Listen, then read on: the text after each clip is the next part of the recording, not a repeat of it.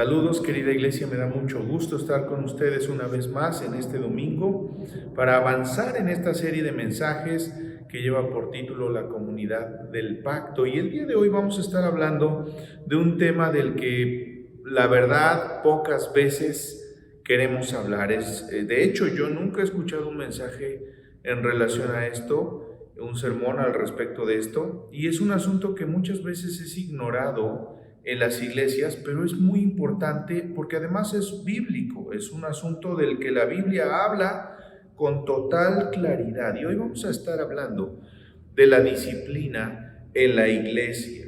Así que vamos a estar revisando lo que los pasajes de la Biblia dicen, y si hemos de ser honestos, siempre que hablamos de la disciplina en la iglesia tenemos un concepto, una idea muy negativa al respecto.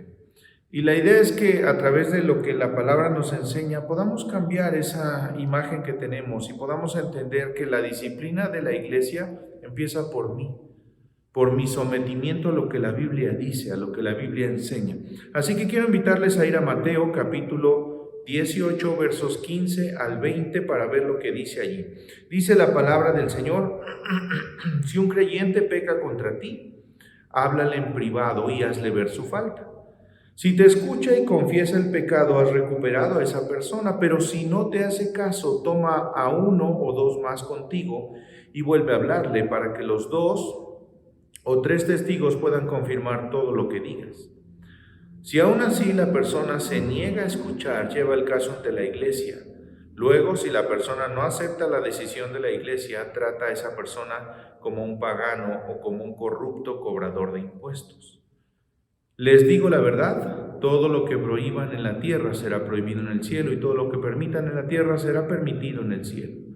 También les digo lo siguiente: si 2 de ustedes se ponen de acuerdo aquí en la tierra con respecto a cualquier cosa que pidan, mi Padre que está en el cielo lo hará, pues donde se reúnen 2 o 3 en mi nombre, yo estoy allí entre ellos. Es realmente interesante notar que la primera instrucción que Jesús da a sus discípulos, después de aquella famosa confesión de Pedro en Mateo 16, es esta, acerca de la disciplina de la iglesia. Es lo primero que menciona inmediatamente después de que Pedro dice: sí, tú eres el Cristo, el Hijo del Dios viviente.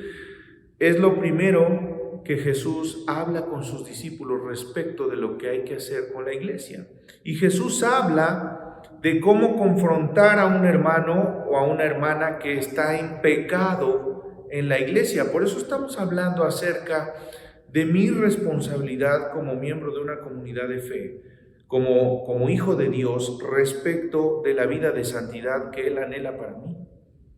Y al ser esta la primera instrucción que Jesús menciona, nos da una buena idea de la importancia que Jesús le da a este asunto. Así que vamos a hablar acerca de esto, y espero que pueda cambiar nuestra mente en el sentido de dejar de verlo como algo terriblemente negativo y empezar a entender que se trata de otro de los aspectos en los cuales podemos mostrar amor y comunidad unos entre otros. Algunas personas dan algunos argumentos del por qué no deberíamos de ejercer la disciplina en la iglesia.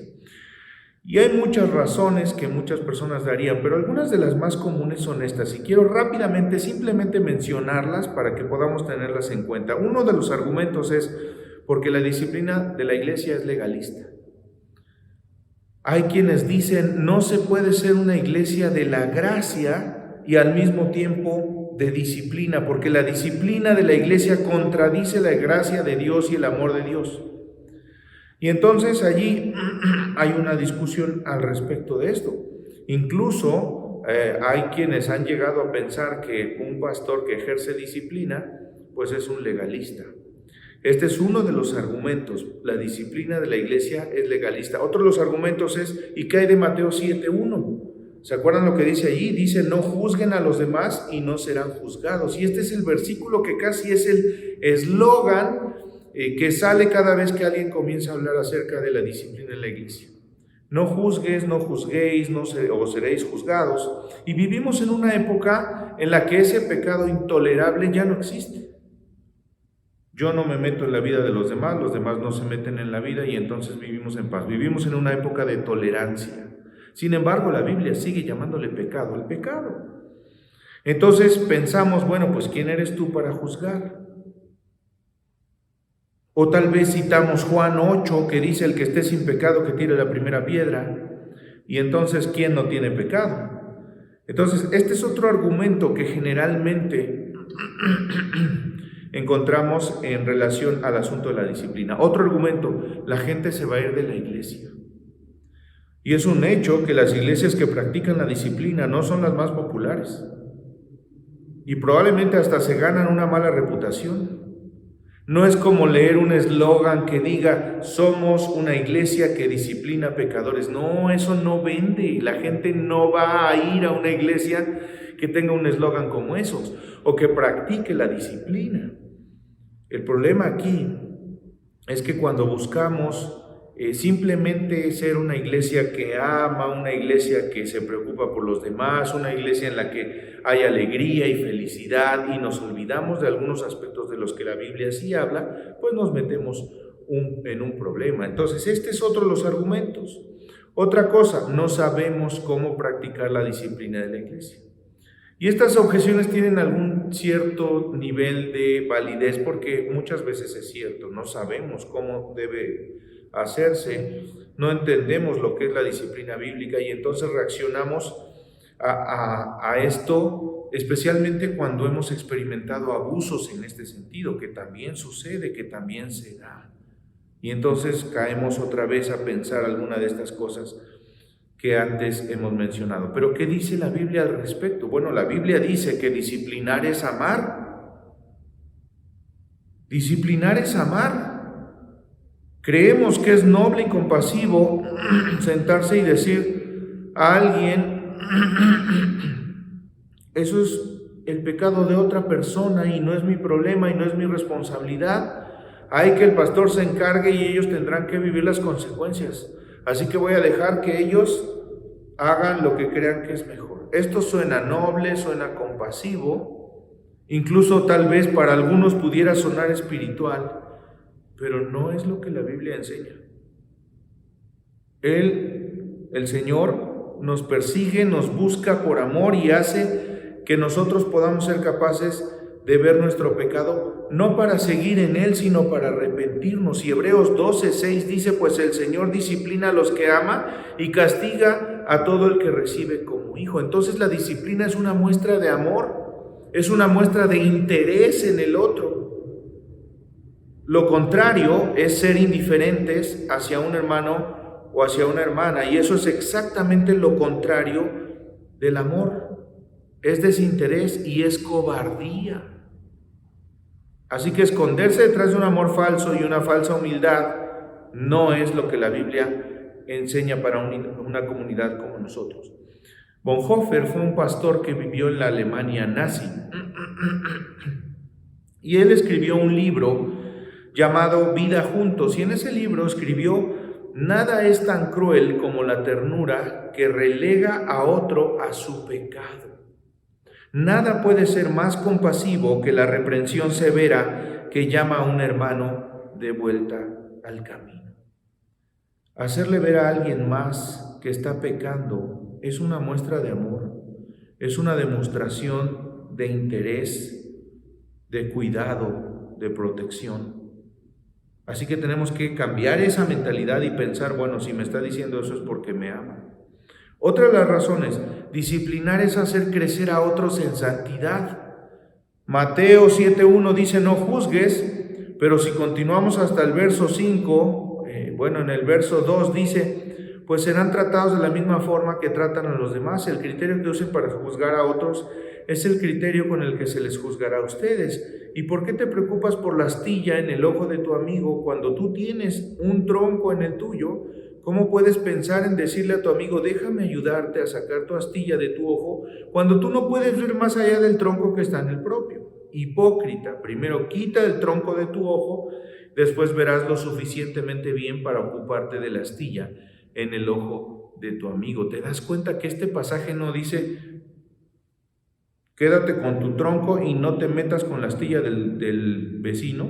No, dice, sácalo y luego tendrás la posibilidad de ver con claridad. Lo que este pasaje está diciendo es que mientras tú creces en tu propia santidad, cuando tú estás pendiente de tu propia vida y de vivir una vida que le honra a Dios y que lo busca en todos los sentidos, cuando tú estás creciendo en tu propia santidad, entonces puedes ayudar a otros a crecer en la de ellos, en la santidad de cada quien. Y ese es el sentido en el que estos pasajes, tanto Mateo 7 como Mateo 18, hablan. Jesús no está diciendo que no debemos señalar el pecado, nos está diciendo que no está diciendo de ninguna manera que no ayudemos a otros a ser cada vez más santos y a buscar una vida que honre a Dios.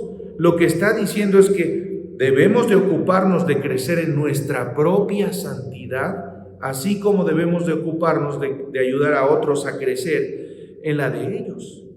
Así que juzgar sin preocuparte por tu propia santidad o por preocuparte por parecerte más a Cristo, eso es sencillo.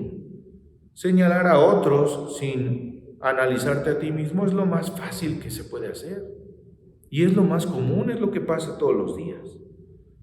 Pero cuando tú decides caer de rodillas y decirle, Señor, revélame aquello que no está bien en mí, y entonces dejas que Dios empiece a trabajar en tu vida, tendrás la capacidad de poder ayudar a otros, incluso desde tu propia experiencia. Otro de los argumentos, la iglesia es de Dios y Él la hará crecer, no nosotros. Si hablamos de disciplina en la iglesia, la gente se va a ir. Bueno, ese es el argumento. Y tal vez puede ser cierto, porque a nadie nos gusta ser sometidos a la disciplina. Pero lo más importante es que si no se aplica la disciplina en la iglesia, las consecuencias para todo lo demás que vamos a hacer son terribles. Son terribles. Es un hecho que el mundo odia a Dios, odia su palabra, odia todo lo que esté relacionado con ella. Y nuestro trabajo no es hacer crecer la iglesia, eso es cosa de Dios. El que transforma los corazones y convence a las personas de su pecado es Dios. Nuestro trabajo es enseñar con fidelidad, hacer discípulos con fidelidad a lo que la palabra del Señor enseña. Y esta es una parte muy importante de eso. Observen lo que dice Hechos 5, verso 1. Esta es una historia que seguramente van a recordar. Resulta ser que había un hombre llamado Ananías, quien junto a su esposa Zafira vendió una propiedad. ¿Recuerdan la historia? Para no hacer largo el asunto y recordar esta historia, déjenme decirles, pues resulta ser que ellos tenían una propiedad, un terreno, lo venden y luego deciden traer una cantidad para la iglesia que no correspondía al precio total de lo que habían obtenido por la venta del terreno. Pero ellos hicieron creer a todos que ese era el precio total. ¿Qué sucedió?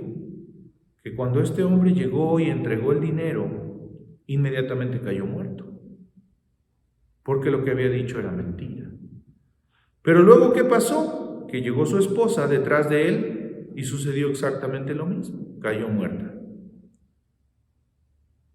Y entonces encontramos allí a Pedro diciéndoles, bueno, no sé por qué ustedes hicieron esto, el terreno era de ustedes, decidir donar el dinero fue decisión de ustedes, ¿por qué tenían que mentir en esto y quedarse con algo? Se podían haber quedado con todo, era suyo. ¿Qué pasó allí? ¿Qué pasó? Dice el verso 11, gran temor se apoderó de toda la iglesia y todos los que oyeron lo que había sucedido. Los apóstoles hacían muchas señales milagrosas y maravillas entre la gente, y todos los creyentes se reunían con frecuencia en el templo en el área conocida como el Pórtico de Salomón. Pero nadie más se atrevía a unirse a ellos, aunque toda la gente les tenía en estima. Sin embargo, cada vez más personas, multitudes, hombres y mujeres, creían y se acercaban al Señor. Aquí hubo una disciplina directamente de Dios para estos hombres, para este matrimonio. y la iglesia siguió creciendo. Entonces, eso no es un argumento válido para no ejercer la disciplina, porque la iglesia del Señor, la iglesia es del Señor, y Él la hará crecer, y Él hará lo que Él quiera, como Él quiera, cuando Él quiera, porque eso no depende de mí, ni de ninguno de nosotros. El verso 42 de Hechos 2 dice, y cada día el Señor agregaba a esa comunidad cristiana los que iban siendo salvos. Pero ¿qué es la disciplina en la iglesia? Bueno, la disciplina en la iglesia tiene dos facetas. También lo voy a mencionar muy rápidamente para entrar a lo que necesitamos hablar el día de hoy más detenidamente. La primera faceta de esta disciplina es la disciplina formativa. ¿Qué es eso? Bueno, es el entrenamiento continuo en la palabra que los creyentes reciben mientras sus vidas son transformadas hasta ser más y más como Cristo. Dice el verso 28, luego dijo Jesús, vengan a mí todos los que están cansados y llevan cargas pesadas, y yo les daré descanso. Pónganse mi yugo, déjenme enseñarles, porque yo soy humilde y tierno de corazón, y encontrarán descanso para el alma. ¿A qué se refiere este pasaje? Todos necesitamos disciplina. Si somos discípulos de Cristo, necesitamos disciplina y necesitamos aprender de Él, confiar en Él, descansar en Él, someternos a Él, meter nuestra cabeza en el yugo, para que Él a nuestro lado vaya llevando la carga más pesada de ese yugo y haciendo el trabajo más difícil, y al mismo tiempo enseñarnos qué era lo que sucedía cuando ponían a estos dos animales en el yugo, un animal grande y experimentado con uno joven y débil y sin experiencia, para que el grande pudiera ir enseñando al joven. Todos necesitamos la disciplina, y la disciplina formativa es la que se da en los grupos de discipulado. En nuestro caso, la escuela dominical, el club infantil, los adolescentes, los jóvenes, las mujeres, los varones, los matrimonios. Es en esos grupos donde conocemos y entendemos lo que Dios quiere de nosotros, y somos desafiados a obedecerlo. Y al hacerlo, somos cada vez más parecidos a Cristo. El problema es que hay muchos que no desean esa disciplina, y entonces, ¿qué pasa? Pues no se unen a estos grupos, no se conectan a la escuela dominical, no se conectan a los varones, a las mujeres, a los matrimonios. ¿Por qué? Porque no les agrada la disciplina formativa que se da en esos lugares. Ese es el problema. Ese es el problema. Necesitamos entender que no somos productos terminados, estamos en proceso de crecimiento.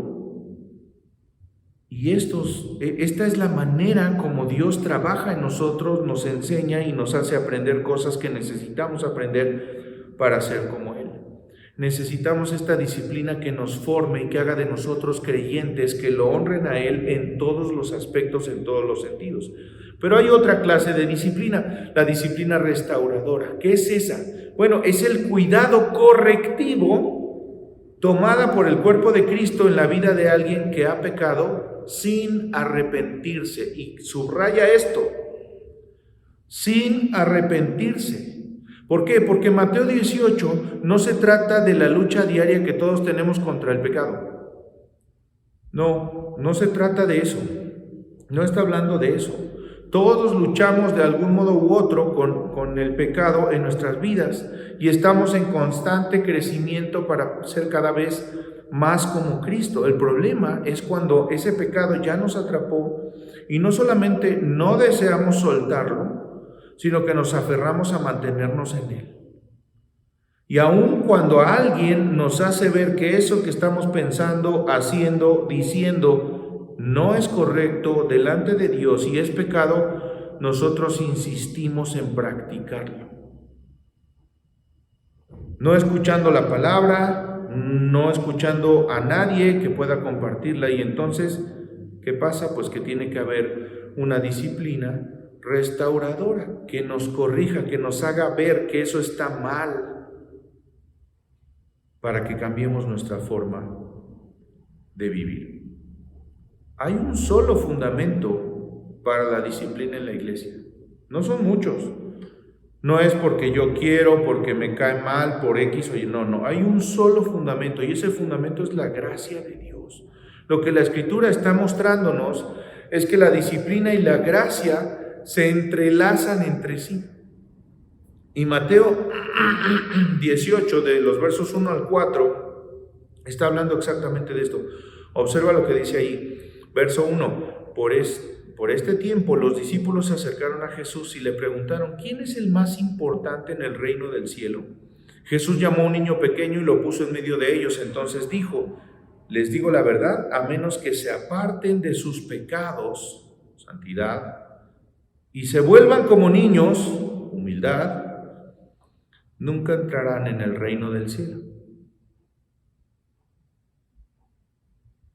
Así que el que se vuelva tan humilde como este pequeño es el más importante en el reino del cielo.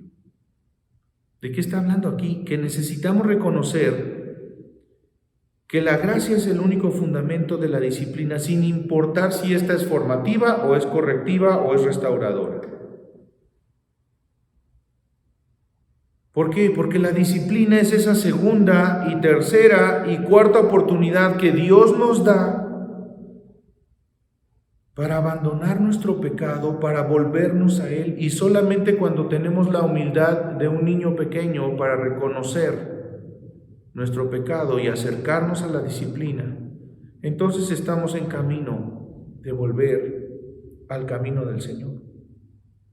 El problema es que el orgullo nos hace rechazarla, y al rechazar la disciplina de Dios, finalmente a quien rechazamos es a Dios mismo. Ese es el problema. Y aquí es donde yo quiero que nos centremos, en donde podamos prestar mucha más atención. ¿Cómo es que debemos abordar la disciplina en la iglesia? Y ojo, yo no quiero que ninguno de los que me están viendo en este momento se queden con un pensamiento de, ok, vamos a aprender cómo ejercer disciplina contra esa persona o contra aquella persona. No. Piensa en ti mismo. ¿Cómo me someto yo a la disciplina de la iglesia yo para mí? En mi propia vida, en mi propio actuar. ¿Cómo me someto yo a Jesucristo y a su disciplina? Ojo, algunas cosas muy importantes. 4. Con la humildad de un niño. Dice el verso 15, si un creyente peca contra ti, háblale en privado y hazle ver su falta. Si te escucha y confiesa el pecado, has recuperado a esa persona. Para ir con un hermano y hacerle ver su pecado se requiere humildad. Porque cuando vamos con orgullo, cuando vamos pensando que somos mejores, que somos superiores a esa persona que falló, entonces igual estamos pecando. Cuando nos acercamos con un hermano, con una hermana, con orgullo, con arrogancia o con una actitud de superioridad, no va a resultar lo que Dios quiere que resulte de este ejercicio.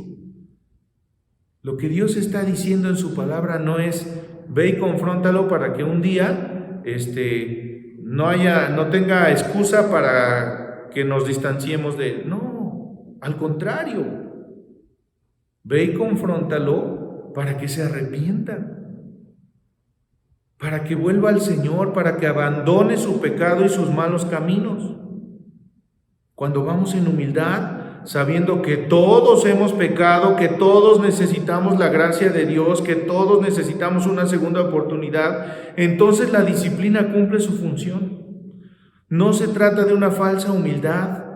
La verdadera humildad hace uso de ternura, de suavidad, de cuidado, no de juicio y no de condena. También se necesita humildad, no solo para ir y confrontar, sino para recibirla.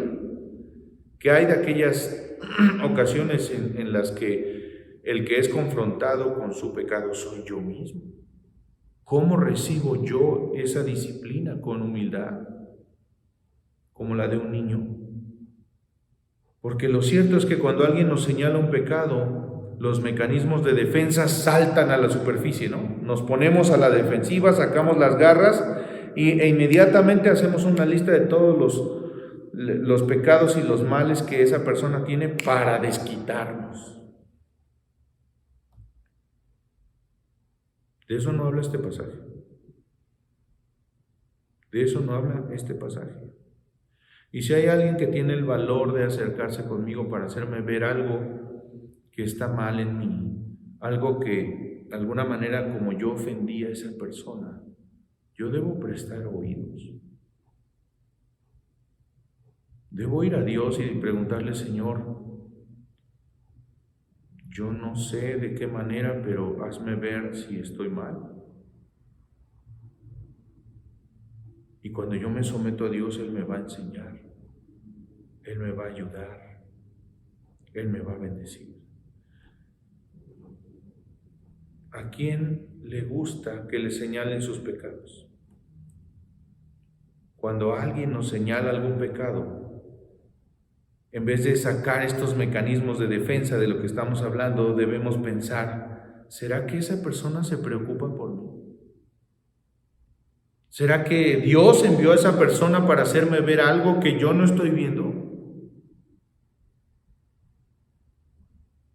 En vez de sacar las garras y tratar de defendernos como gato boca arriba, pensar: ¿y si es Dios queriendo decirme algo? Dios habla a través de su iglesia. Porque el mecanismo de defensa nos hace pensar: no, bueno, es que usted no entiende.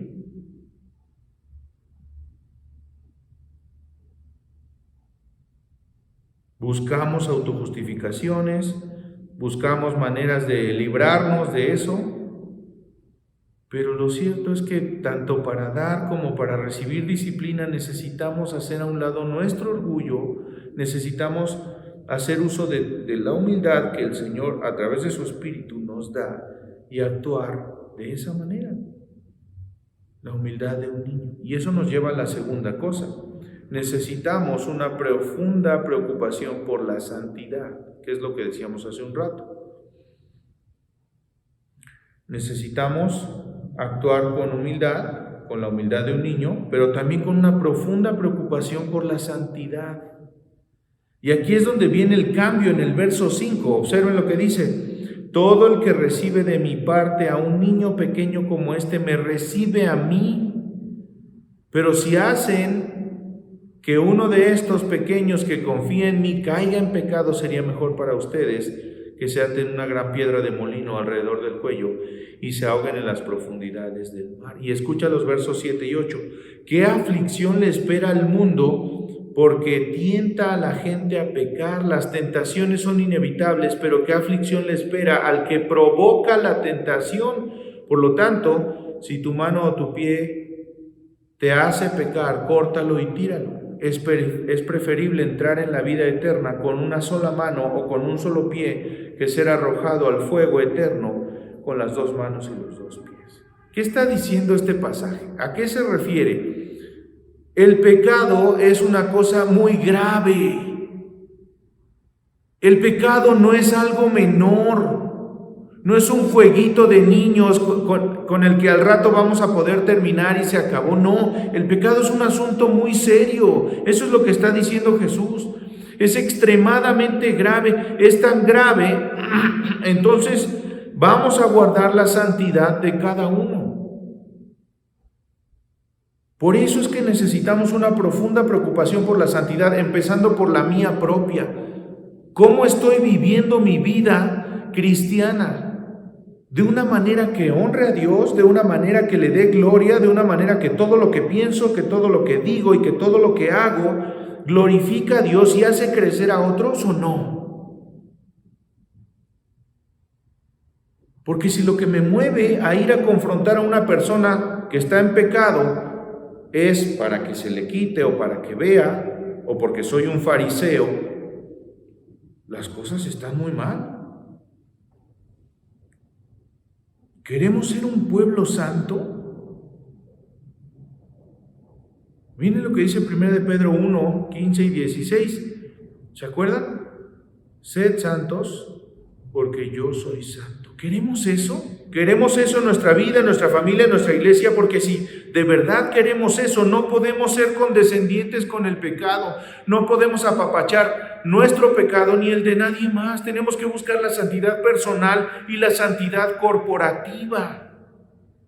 Por eso es tanta insistencia para buscar al Señor en oración, por eso tanta insistencia para doblar las rodillas y pedirle al Señor que traiga un avivamiento en tu vida y en la mía. Porque no vamos a funcionar si nosotros no nos sometemos en ese sentido a Dios y buscamos vivir una vida de santidad en todos los aspectos de nuestra vida.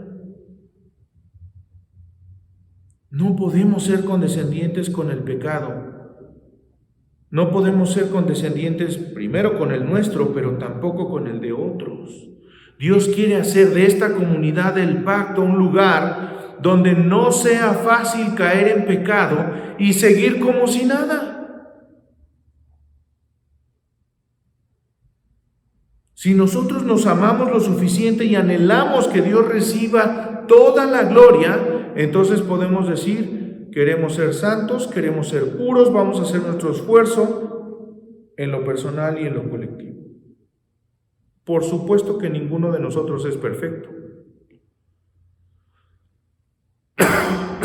Por supuesto que ninguno de nosotros puede vivir una vida de perfección absoluta. Eventualmente vamos a equivocarnos, vamos a fallar. ¿Y qué hacemos? Ayudarnos a hacernos ver que eso que hicimos estuvo mal. ¿Con qué intención? Con la intención de volver al Señor. Con una profunda preocupación por la santidad. Vamos a ayudarnos los unos a los otros a perseguir la santidad que Dios anhela de nosotros. Cuando llegamos a los versos 10 al 14, cuidado con despreciar a cualquiera de estos pequeños. Les digo que en el cielo sus ángeles siempre están en la presencia de mi Padre Celestial. Si un hombre tiene 100 ovejas y una de ellas se extravía, ¿qué hará? ¿No dejará a las otras 99 en las colinas y saldrá a buscar a la perdida? Si la encuentra, les digo la verdad, se alegrará más por esa que por las 99 que no se extraviaron. De la misma manera, no es la voluntad de mi Padre Celestial que ni siquiera uno de estos pequeños perezca. Cuando entendemos la gravedad del pecado y buscamos la santidad de Dios con todo nuestro corazón, con todo nuestro esfuerzo, con un esfuerzo consciente y determinado, entonces estamos en camino de poder vivir la vida que el Señor nos manda. ¿Estás preocupado por la santidad tuya y la de tu iglesia? ¿O tienes otra motivación? Tercera cosa, teniendo compasión por los heridos. Tal vez te parezca muy raro, pero una de las más grandes evidencias de la misericordia y la gracia de Dios es precisamente el hecho de ser confrontados con nuestro pecado. ¿Qué es lo primero que hace el Espíritu Santo de Dios por nosotros, por los seres humanos? Convencernos de pecado, de justicia y de juicio, lo dice la palabra. Si Dios mismo no quiere que sigamos siendo como somos, sino quiere transformarnos y hacer de nosotros hombres y mujeres que lo honren en todo, que vivan bajo sus preceptos, pues es el mismo camino que tenemos que seguir nosotros. ¿Dios te ama? Sí, Dios te ama. ¿Dios te ama como eres? Sí, Dios te ama como eres. Pero no quiere que seas como eres. Él quiere transformarte, Él quiere que seas como Cristo, como su Hijo Jesucristo. Él es nuestro ejemplo a seguir, Él es nuestra imagen, Él es la figura, la meta a la que debemos aspirar. Amar como Él, pensar como Él, hablar como Él, ser como Él, caminar como Él. Él es nuestra meta. ¿Y cómo era Él? Él tenía compasión por los heridos. Eso es precisamente de lo que habla Mateo 18, del 15 al 20. Es Dios diciendo, te amo tanto que si las cosas se ponen peor, voy a enviar a esta familia de la fe en la que te puse, esta familia de fe que te di, para que vayan detrás de ti para rescatarte de las garras del pecado. Porque la meta de la disciplina en la iglesia es restaurar la intimidad de los hermanos con Dios. Restaurar la relación que una vez tuvieron y ayudarles a crecer en su santidad, es mostrarles la misericordia y la gracia de Dios. Así que lo que tenemos que hacer es mostrar compasión por aquellos que están heridos por el pecado. No mostrar odio, no mostrar repulsión, no mostrar rechazo, no mostrar aversión, sino compasión, amor y cuidado. Y por esa razón es que de pronto cuando uno descubre que algo no está funcionando bien, entonces los llamamos y hablamos en privado.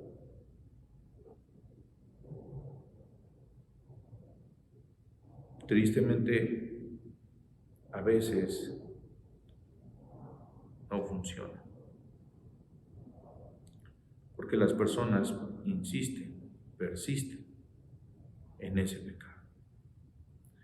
Y en cuarto lugar, necesitamos tener corazones perdonadores. Fíjense bien qué curioso, justo después de este pasaje, desde el 21 y hasta el 35, viene la parábola del deudor que no perdona. ¿Se acuerdan? ¿Se acuerdan? Un hombre que va con el rey, que es llamado por el rey, le dice, oye, me debes, y él dice, por favor, perdóname, es que dame más tiempo y te voy a pagar. Y entonces él le dice, no te preocupes, te perdono tu deuda, no me debes nada. Y entonces este hombre, ¿qué hace? Va con otro que a su vez le debe a él, y le dice, oye, perdóname, dame más tiempo y yo te lo voy a pagar. No, no te doy más tiempo y te vas a la cárcel. Y entonces, ¿qué pasa?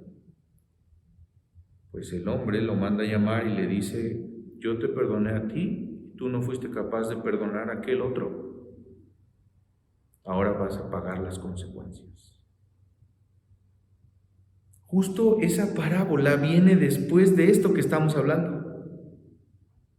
Y es ahí cuando Pedro le pregunta a Jesús, ¿cuántas veces debo de perdonar? ¿Y qué le contesta Jesús? No 7, sino 70 veces 7. En otras palabras, lo que el Señor dice es, tú debes de perdonar siempre. ¿Cuándo no debes de perdonar? Nunca, siempre debes perdonar. Mantente perdonando continuamente. Verso 15. Si te escucha y confiesa el pecado, has recuperado a esa persona.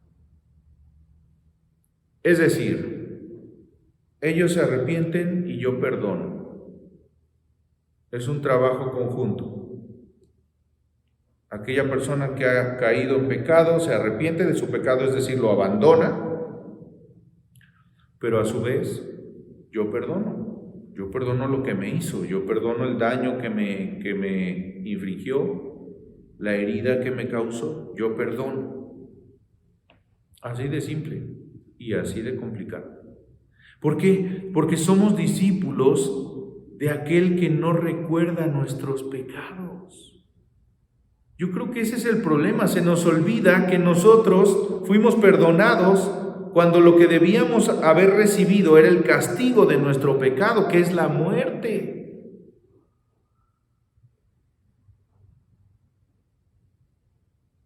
Nosotros debemos tener un corazón perdonador. Cuando juntamos todo esto, la humildad de un niño, una profunda preocupación por la santidad, la pasión por los heridos y un corazón que perdona, ¿quién es nuestro modelo en todas estas cosas? Cristo. Exactamente así era Cristo, así es Cristo. Entonces, practicar la disciplina de la que describe Mateo capítulo 18 nos hará parecernos cada vez más a Cristo, si lo hacemos en sus términos. Miren, yo no sé cuál es la situación personal de cada uno de los que me están viendo en este momento. Pero estoy seguro que algunos están dando o están pensando en dar el paso hacia el pecado, algún pecado. Tal vez haya quienes han estado jugueteando con Satanás de tal forma que están pensando o tomando decisiones que al final los alejan de Dios. Y esta tarde yo quiero urgir a cada uno de ustedes, por la gracia y la misericordia de Dios, a detenerse, a volver atrás, a volver a Dios, a poner su mente en el Señor, para que podamos evitar llegar a este punto del que estamos hablando en la disciplina. Porque lo más importante de lo que habla este capítulo no es de cómo ejercer la disciplina, sino de restaurar a alguien al Señor. De abandonar nuestro pecado, decirle no más y entonces centrar nuestros ojos en Cristo y caminar tomados de su mano, caminando con Él.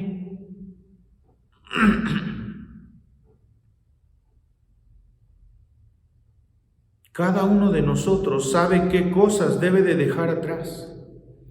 Cada uno de nosotros sabe perfectamente de qué manera hemos estado cediendo a Satanás y al pecado en nuestra mente y en nuestro corazón. Cada uno de nosotros sabe perfectamente en qué área de nuestra vida necesitamos voltear nuestro rostro al Señor. Tal vez es una adicción, tal vez es un pensamiento en contra de alguien, tal vez es una herida en el corazón. Yo no lo sé, pero tú sí, y Dios también.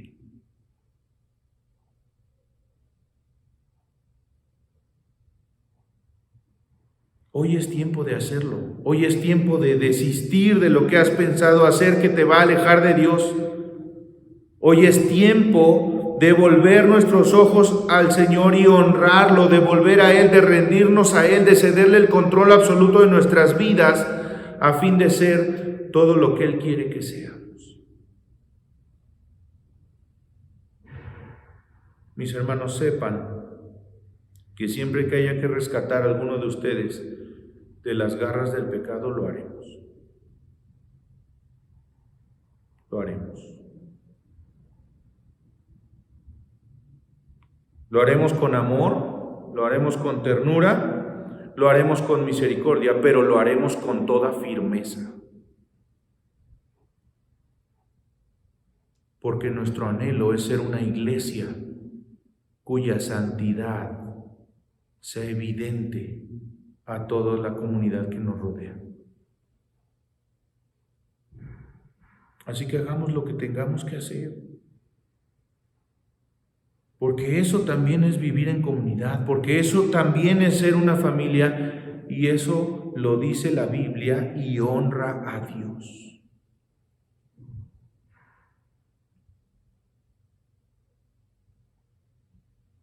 La idea de este mensaje no es de ninguna manera infundir temor, sino más bien ayudarnos a voltear nuestro rostro a Dios y decirle: Señor, examina mi corazón. Ayúdame a ver las cosas que yo no he estado viendo hasta hoy. Ayúdame a abandonar los pecados que a lo mejor ni siquiera me doy cuenta que tengo, o aquellos que estoy practicando con toda conciencia.